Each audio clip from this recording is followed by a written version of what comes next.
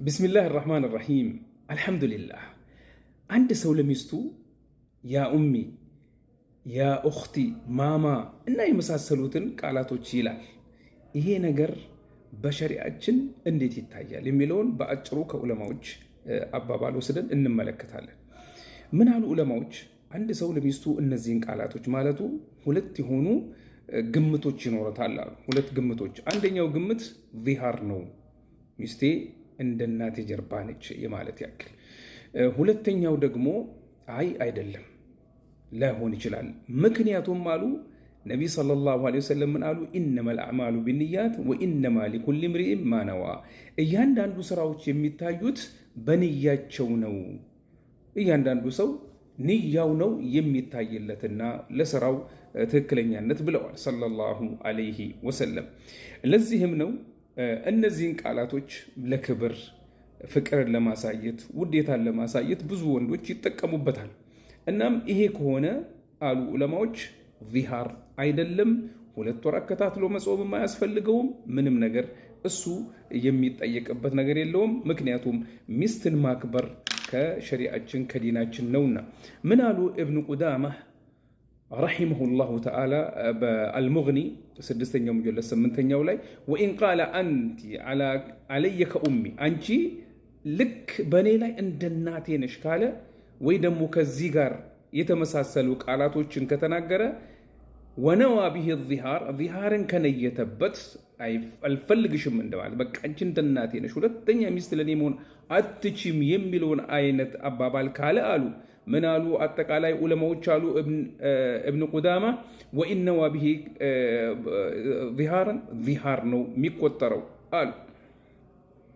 ነገር ግን ምን አሉ ዑለማዎች በዚህ ዙሪያ ንያው ነው የሚታይለት። ነገር ግን ይሄንን አባባል ሲናገር ውዴታን ለማሳየት ፍቅርን ለማሳየትና እሷን ላለው አክብሮት ለማሳየት ከሆነ አሉ እብን ቁዳማ ዚሃር አይደለም፣ ይሄ ፍቅርና ውዴታን የማሳያ መንገድ ነው አሉ። ምን አሉ የሳውዲ የዑለማዎች መደበኛ የፈትዋ ኮሚቴ ይሄን መሰል ጥያቄ ተጠየቁና ሲመልሱ ምን አሉ? إذا قال الزوج لزوجته أنا أخوك وأنت أختي وأنت أمي أو كأمي أو أنت مني كأمي أو كأختي فإن أراد بذلك أنها مثل ما ذكر في الكرامة أو الصلة والبر أو الاحترام أو لم يكن له نية ولم يكن هناك قرائن تدل على إرادة الظهار فليس ما حصل منه ظهارا ولا يلزمه شيء. እነዚህን ቃላቶች ሲናገር አንቺ እንደ እናቴ ነሽ፣ አንቺ እንደ እህቴ ነሽ፣ አንቺ እንደዚህ ድንቅ የሚባሉ ቃላቶችን ንያው ዚሃር ከሆነ ዚሃር ነው። ዚሃር ካልነየተበት ምንም በዚሃር አይቆጠርም። ምንም እሱ ከፋራ የሚያስፈልገው ነገርም የለውም። ወኢን አራደ ቢሃዚሂ ልከሊማት ወነሕዊሃ ዚሃር አው ቃመት ቀሪነቱን ተዱሉ ዐለ ዚሃር ሚስለ ሱዱሪ ሃዚሂ ልከሊማት አን ገደብን ዐለይሃ አው ተህዲድ ለሃ ፈሂየ ዚሃር። ይሄንን ግን አባባል ሲናገር እያስፈራራ እያስጠነቀቀ ወደዚህ የሚያመላክቱ ምልክቶች ካሉ ዚሃር ነውና ይሄንን ከፋራ ማድረግ ከፈለገና ሊመላለሱ ከፈለጉ ግዴታ ምን ይጠብቀዋል? ወይ 3 ነገሮች አሉ። 3 ምርጫ አይደለም፣ ቅደም ተከተል ነው። አንድ ባሪያ ነፃ ማውጣት አለበት። ካላገኘ ወደ ሁለተኛው ይተላለፋል። ምን ያደርጋል? 60 ቀናቶች ማለት 2 ወራቶችን አከታትሎ ሸሪዓዊ የእስላማዊ የጨረቃ ወራቶችን 2 ወራቶችን አከታትሎ ይጾማል። የማይችል አቅም የሌለው ሲሆን ነው ወዴት የሚተላለፈው? ወደ 3ኛው 60 ምስኪኖችን ወደ ማብላቱ የሚተላለፈው ብለዋል ዑለማዎች።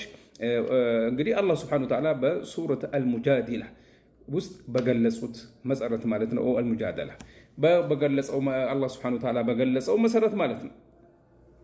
ነገር ግን አንዳንድ ዑለማዎች ይህንን አባባል ጠልተውታል የሚሉ አሉ። ግን ማስረጃው ضعيف ስለሆነ ይሄ አይታይበትም። ምክንያቱም እንደዛ ማለት የለበትም የሚባል አባባል صحيح የሆነ ሰነድ ያለው የለም። እብን ዑሰይሚን ረህመቱላሂ ዐለይህ ይሄንኑ መሰል ጥያቄ ተጠይቀው አንድ ሰው ለሚስቱ ፍቅርን ለመግለጽ ውዴታውን ለማሳየት ለሷ ያለውን አክብሮት ለመግለጽ ሲል ያ ኡሚ፣ ያ ማማ፣ ያ ኡኽቲ እና መሰል ነገሮችን ቢላት ይፈቀዳል ወይ ተብለው ሲጠየቁ አዎን ይፈቀዳል። ነዓም የጁዙ ለሁ አን የቁለ ለሃ ያ ኡኽቲ፣ አው ይፈቀድለታል አንቺ እህቴ፣ አው ያ ኡሚ፣ አው ማ አሽበሀ ዛሊከ ሚነል ከሊማት አለቲ ቱጅቡል መወደተ ወልመሐባ፣ እንደዚህን አይነት ምርጥና ድንቅ የሆኑ ፍቅርና ውዴታን የሚያመጡ ቃላቶችን ቢላት ችግር የለውም ብለዋል እብን ዑሰይሚን ረሕመቱላሂ ዐለይህ። ወይን ካነ ባዕዱ አህሊል ዒልሚ ከሪሀው፣ አንዳንድ ዑለማዎች ይህንን አባባል የጠሉትም ቢሆን ወላኪን ነገር ግን አሉ እብን ዑሰይሚን ላ ወጅሀ ሊልከራሃ፣ ይህንን ይጠላል የሚለውን አባባል ማስረጃ የሌለው ስለሆነ የለውም አሉ። ወዛሊከ ሊአነ አልአዕማል ቢንያት፣ ምክንያቱም ስራዎች የሚታዩት በንያቸው ነውና። ወሀዛ ረጁሉ ለም የንዊ ቢሃዚሂል ከሊማት አነሃ ኡኽቱሁ ቢተሕሪም ወልመሕረሚያ፣ ምክንያቱም ይሄ ሰው ለሚስቱ እንደዚህ አይነት ቃላቶችን ሲላት ማሕረምያን ለማሳየት ወይ ደግሞ ተሕሪም በራሱ ላይ እሷን ሐራም ለማድረግ አስቦ አይደለምና።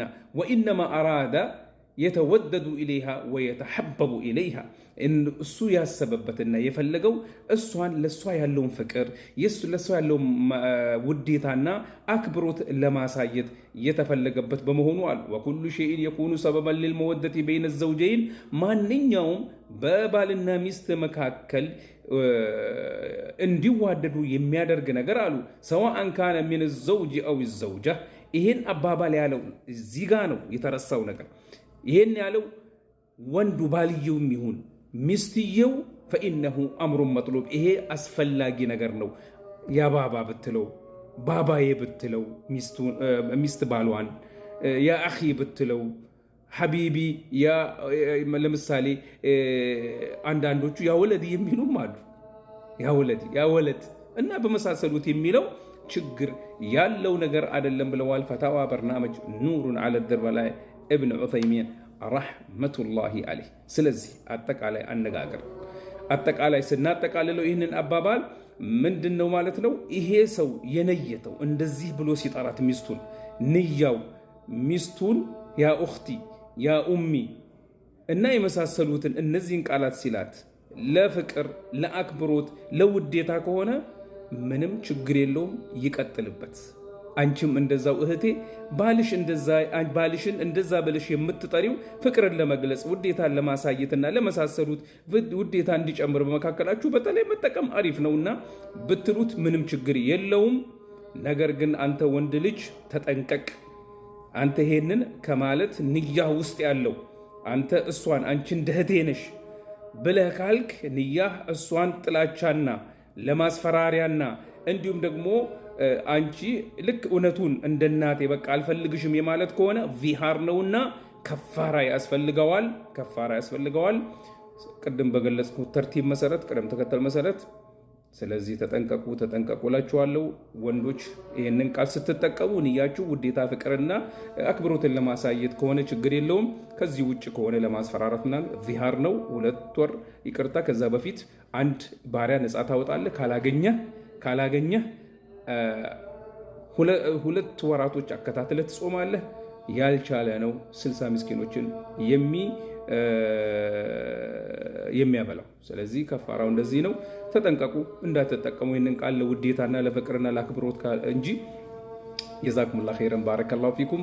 አላህ ስብሐነሁ ወተዓላ ከወደዳቸው ካከበራቸው ከፍ ካደረጋቸው የእሱ ድንቅና ምርጥ ባሮች መካከል ያደርጋችሁ። የነቢይ ሰለላሁ ዐለይሂ ወሰለም የሰሓቦችን ፈለግ የምንከተል አላህ ስብሐነሁ ወተዓላ ያደርገን። ጀዛኩሙላሁ ኸይረን ወባረከላሁ ፊኩም። ወሰላሙ ዐለይኩም ወረሕመቱላሂ ወበረካቱ።